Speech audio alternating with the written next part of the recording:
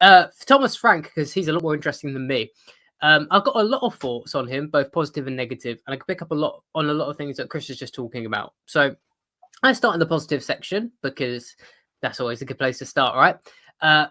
Something Chris was mentioning that I think's a really valid point that I haven't seen made elsewhere actually is like the environment he's walking into. I think obviously when Ange Postecoglou left, it's like, okay, this is sucks. He's won our trophy, and even though it seemed on paper that the fan base was divided over it, like I know there was a poll done where it's like 50-50 fans wanted him in or out after the Europa League win. It did kind of feel like the loud majority of fans were extremely annoyed with him going, and especially how he went as well, like so long after the end of the season, and in kind of like it seemed like an unplanned way. But I do think once that sadness dies down, and then when everyone starts thinking a bit more coldly on the topic, it's kind of what Chris is saying, like it can't get worse than relegation. And also the biggest point is you've got the thing that you've been wanting for 17 years. You've won a trophy.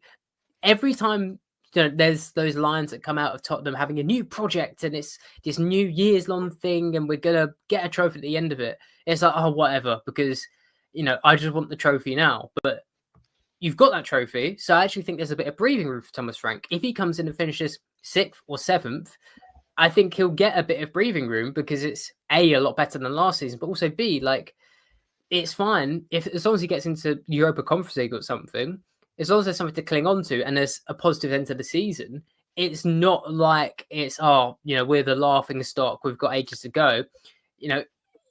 As you guys talking about before, you've won your trophy, you've got a bit of breathing room. So he's coming into a good environment, and he's a good manager as well. So that I kind of back in to pick up any players who are annoyed about Ange Postecoglou thing. Completely agree.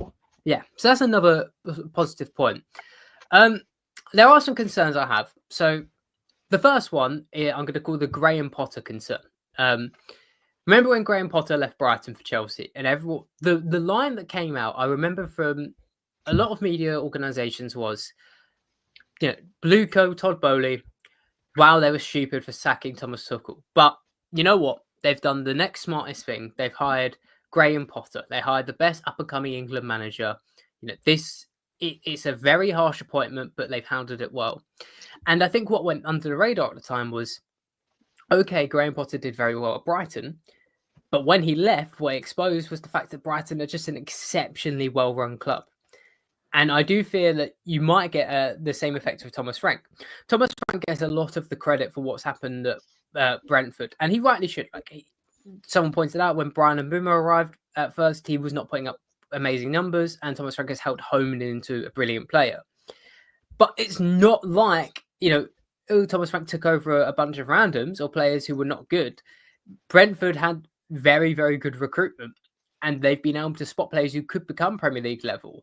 And it's, a question that I posed to a Tottenham friend was, if I had to ask you who's going to be better off next season, Spurs with relative to their position right now, Thomas Frank with Tottenham or Brentford with whoever they've identified to replace Thomas Frank, you're not really sure because I think deep down we all know that Brentford without Thomas Frank, they'll probably be fine because they're a really smart club. So it's going to be a big test for him to see how well he does outside of that. And I guess to round off this very long monologue, I'd say the other concern as well is how I think he might shift from Postecoglou. There's a lot of talk about Thomas Frank is adaptable, and that is really good.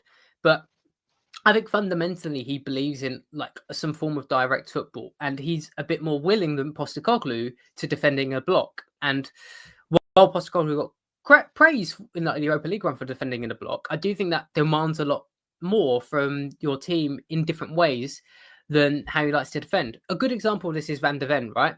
Van de Ven is someone who is the perfect highline defender because he's like the fastest man on the planet.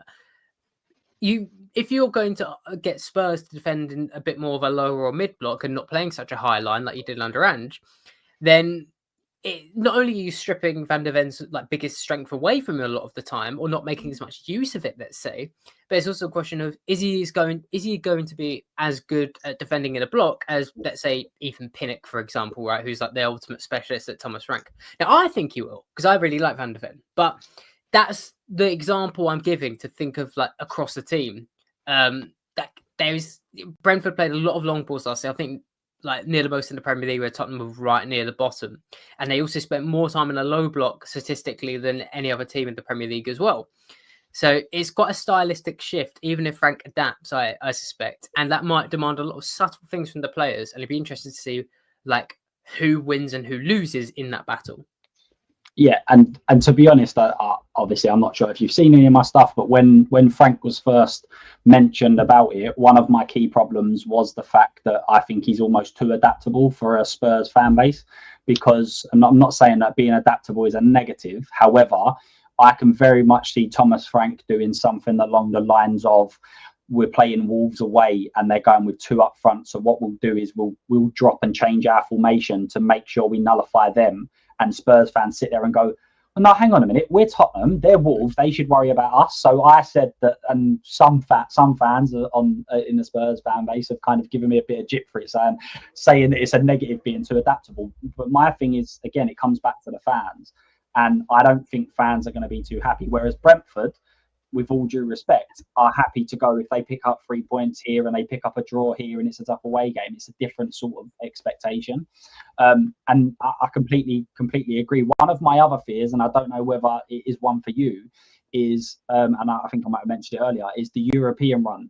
So Frank has obviously only ever managed in Europe from when he was in Denmark. It's a completely different thing. Chris mentioned earlier about injuries. Now, for us, and someone brought it up, I can't remember whose stream I was on, but someone brought up that if a player's out for Brentford for 4 weeks, they miss 4 games. Whereas if they're out for 4 weeks at Spurs, they could potentially miss 8. It's a completely different shift in all of that sort of stuff. Is there any concern from you that he can't? Obviously, this is an unknown. This isn't something we can say he definitely can't handle it, but it's an unknown. Is that something that you think might be a problem for him, playing twice a week and having less time on a training pitch?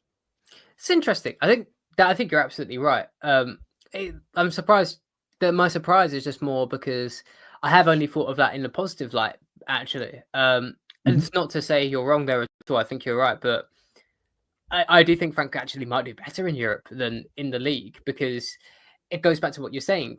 Like, good example I think you've given there about the Wolves example. So let's take that. Let's say Thomas Frank is playing against Wolves and he does tweak his team a bit, and you come out with like a 1-1 draw, and it's like, well, what was the point in that? Like, we've adapted and we've gone away to Wolves, we've only picked up a point. Like, okay, that's great at Brentford where you're trying to stay up and maybe reach mid-table. At Tottenham, that is just not good enough. We need to finish in the European spots.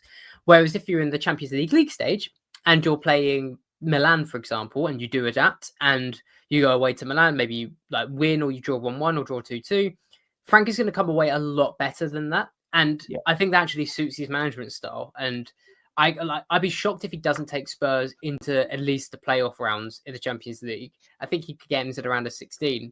And I feel like him being able to be a bit more adaptable, take a bit more of an underdog mentality, that's more like what he's currently doing with Brentford. So that probably suits him a bit more. Whereas I think the concern I definitely have, which is what you touched on before, is in the league, it's going to be a really big shift from going to let's just pick up the points where we can and stay in the Premier League to we need to maximize the points we take. We need to demolish the smaller teams as much as we can and try and like compete in this ever competitive race for European football.